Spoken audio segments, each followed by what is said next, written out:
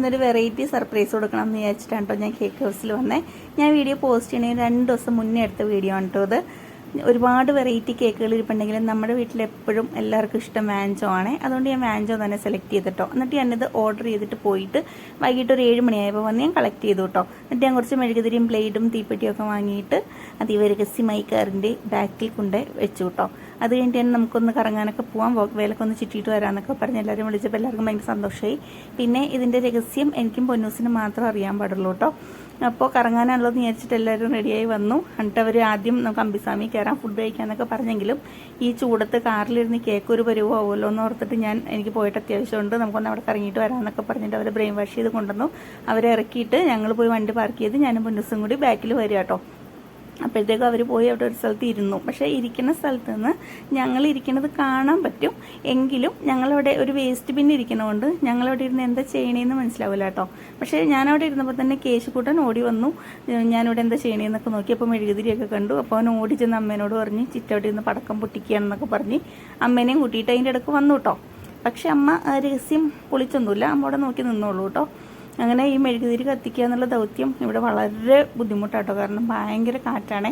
അതിൻ്റെ ഇടയ്ക്കാണെങ്കിൽ എൻ്റെ കൈ തട്ടി തീപ്പെട്ടി ആ വെള്ളത്തിലോട്ട് പോവുകയും ചെയ്തു കേട്ടോ.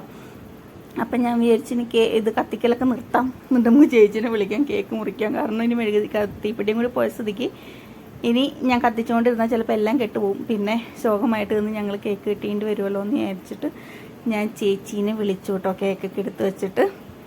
അപ്പോൾ ചേച്ചിക്കാണെങ്കിൽ ഭയങ്കര അത്ഭുതം കേട്ടോ, ഇതെന്താ സംഭവം. ചേച്ചിയുടെ ബർത്ത്ഡേ 2 ദിവസം കഴിഞ്ഞിട്ടാണ് ചേച്ചിക്ക് അറിയാൻ പാടില്ലായിരുന്നു കേട്ടോ.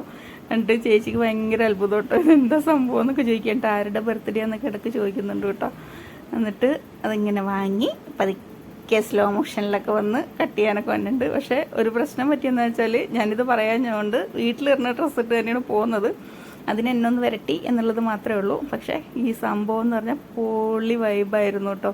ആ കായലും കാറ്റും തണുപ്പും ചീവീടുകളുടെയൊക്കെ ഒരു സൗണ്ടുകളും ഭയങ്കര രസമെന്ന് പറഞ്ഞാൽ പൊളി വൈബായിരുന്നു. ഞങ്ങൾക്ക് എല്ലാവർക്കും ഇത് ഒത്തിരി ഇഷ്ടമായി. ചേച്ചിക്ക് ഭയങ്കര സർപ്രൈസായി എന്നൊക്കെ എന്നോട് പറഞ്ഞു കേട്ടോ. എന്തായാലും ഭയങ്കര രസമായിട്ടുണ്ടായിരുന്നു. മൊത്തത്തിൽ നമ്മൾ ഈ ഒരുപാട് പിന്നെ ഇതിലൊക്കെ പോയി ബർത്ത്ഡേ ആഘോഷിക്കണേലും നമുക്ക് വളരെ ചുരുങ്ങിയ ചിലവിൽ ഇങ്ങനെയൊക്കെയുള്ള സ്ഥലങ്ങൾ നമ്മൾ കണ്ടുപിടിച്ച് ബർത്ത്ഡേക്ക് ആഘോഷിക്കുക. ബർത്ത്ഡേ നല്ല എന്താഘോഷങ്ങൾക്കും ഇങ്ങനെയൊക്കെയുള്ള സ്ഥലങ്ങൾ നമ്മൾ കണ്ടുപിടിക്കുകയാണെന്നുണ്ടെങ്കിൽ നല്ല രസമായിട്ട് നമുക്ക് മറക്കാനാവാത്തൊരു ബർത്ത്ഡേ ആയിട്ട് നമുക്കത് മാറ്റാം. ഭയങ്കര രസമായിരുന്നു. അങ്ങനെ ഇതാണ് ഞങ്ങൾ വന്ന വോക്ക് വേ, വളരെ നിശബ്ദമായിട്ട് കിടക്കുന്നുണ്ട്, നല്ല രസമാണ്.